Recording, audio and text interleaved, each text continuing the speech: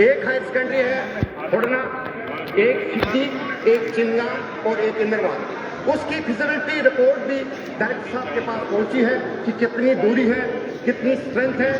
तो मैं चाहता हूं कि अगर गवर्नमेंट के पास एफिशिएंट फंड्स नहीं है, अभी स्टाफ नहीं मिल सकता है, हमारे पास वहाँ हाई स्कूल में पीजी टीचर्स हैं, वो खोले एग्जाम कहीं और दे ताकि जो बच्चे वहाँ हमारे गरीब तबके के हैं वो 11th क्लास में एडमिशन लें। इसके अलावा सर मेरी 5 NTPSC हैं कॉन्स्टिट्यूंसी में, कुछाल, इंदरवाल, सिगदी और चिनगाम। 5 के 5 डॉक्टर के बगैर खाली हैं। 2-2 पोस्टें डॉक्टरों की NO या सुपरवाइजर NTPSC चला रहे हैं। और बोंजवा PHC में जो परसों हादसा हुआ, एक प्रेग्नेंट लेडी रास्ते में बच्चे को जन्म दिया उसने, और 2 दिन के बाद वो बच्चा भी मर गया।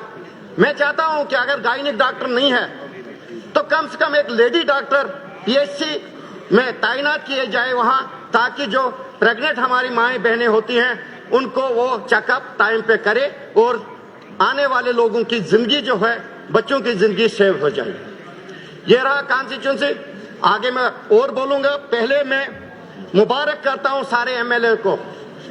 आपके पास गाइडलाइन आई होगी CDF की, आपने पढ़ा उसको क्या लिखा है?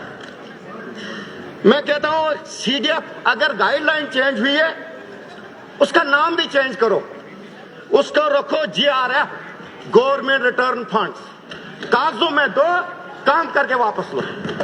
अब मैं बता दूंगा, एक ही हथियार एक MLA का होता है CDF, जिसको अपनी मर्जी से इमरजेंसी वर्क करवाता था। छोटे छोटे जो बेरोजगार होते थे, ग्राम सभाएं होती थी, MLA ग्राम सभा में वो CDF इस्तेमाल करता था कि ये इमरजेंसी वर्क के लिए, ये अस्पताल के लिए, ये ट्रांसफार्मर के लिए, ये बैंकी बाथरूम के लिए। उसको भी गवर्नमेंट वापस लेना चाहती है। मैं बता दूंगा, आपकी कॉन्स्टिट्यूंसी में साल का 3 करोड़ नहीं 1 करोड़ फंड्स मिलेगा। सबसे पहले 54 लाख रुपया आपने GST वापस करना है। उसके बाद बचे आपके पास 2.5 करोड़। जो वेंडर टेंडर डालेगा 20% प्रॉफिट वो अपने लिए भी रखेगा, नहीं तो पार्टिसिपेट क्यों करेगा टेंडर में। हो गए 60 लाख, वो भी हो गया 1 करोड़ 10 लाख, वहीं पे खत्म। जब जब टेंडरिंग प्रोसेस होता है, कोई वो ठेकेदार नहीं है छोटा जो 50% डोन टेंडर नहीं देता है। 50 दे रखा 40, इसका मतलब 1 करोड़ वहां से भी खत्म हो गया। आपकी कॉन्स्टिट्यूंसी में 1 करोड़ रुपया पहुंचेगा, उसको टेंडरिंग प्रोसेस कहते हैं। आइए, मैं वादा करता हूं आप 3 करोड़ तक हमें फ्री हैंड दीजिए, हम अपनी मर्जी से डेवलपमेंट करवाएंगे। और जो आपका टेंडरिंग प्रोसेस है उस काम को भी देखिए, और जो हम करवाएंगे अपने सामने ग्राम सभा करके उसको भी दीजिए। किसमें क्वालिटी अच्छी होगी, अगले साल फैसला लो कि CDF का क्या करना है। प्यारेलाल जी, ग्रांट्स पर बोले ना, जो आज की ग्रांट। नहीं सर, यही तो हमें क्या करना है ग्रांट्स पर सर, ये मसला ही सबका है। हमने एजुकेशन को भी देना है, हेल्थ को भी पैसा देना है। तो सर इससे बेटर है कि 270 करोड़ रुपया साल का सब MLA का आएगा जम्मू कश्मीर में। ये फाइनेंस वालों के बच्चे शायद यहां नहीं पढ़ते हैं, शायद हिंदुस्तान से बाहर पढ़ते हैं, तभी उनको गरीबों की समझ नहीं आती है। कहिए 270 करोड़ हमें नहीं दीजिए, एक पॉलिसी बनाइए। जिन गरीब बच्चों के, हम बेरोजगार पढ़े लिखे बच्चों की मदद करना चाहते हैं, बनाइए पॉलिसी, उसमें उनको एम्प्लॉयमेंट दीजिए। हमें नहीं चाहिए CDF, हम ऐसे रहेंगे। अगर आप बेरोजगारी को खत्म करना चाहते हो तो कम से कम हमें भी कुछ हथियार दो जिससे हम इस्तेमाल करें। रहा नरेगा की बात, नरेगा भी आप बंद करने के तगार पे हो। नरेगा में आज जो मजदूरी है, मजदूर 700 रुपया दिहाड़ी लेता है। सर ध्यान दीजिए, मजदूर 700 रुपया आज रेट लेता है जिनका। पहले नरेगा में क्या होता था, सुने, पहले नरेगा में क्या होता था सर, एस्टिमेशन की जाती थी कि इस पक्का पद का 5 लाख एस्टिमेट है।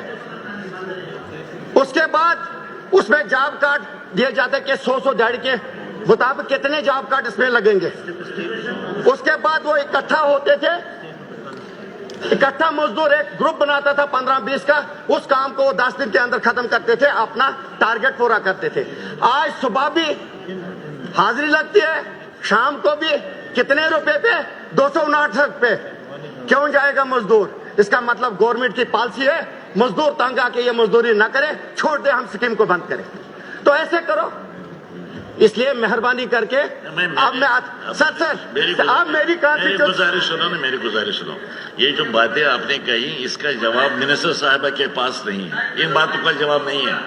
ये मुतल्लिका मिनिस्ट्री में ये बात करनी, मैं नहीं कहता हूँ आप बात मत करें, आप बात जरूर करें, मगर मुतल्लिका मिनिस्ट्री में करें। सर 2 मिनट, यहाँ जवाब नहीं मिलेगा ना, इनके पास इलाज है, इनके पास इलाज भी नहीं है। सर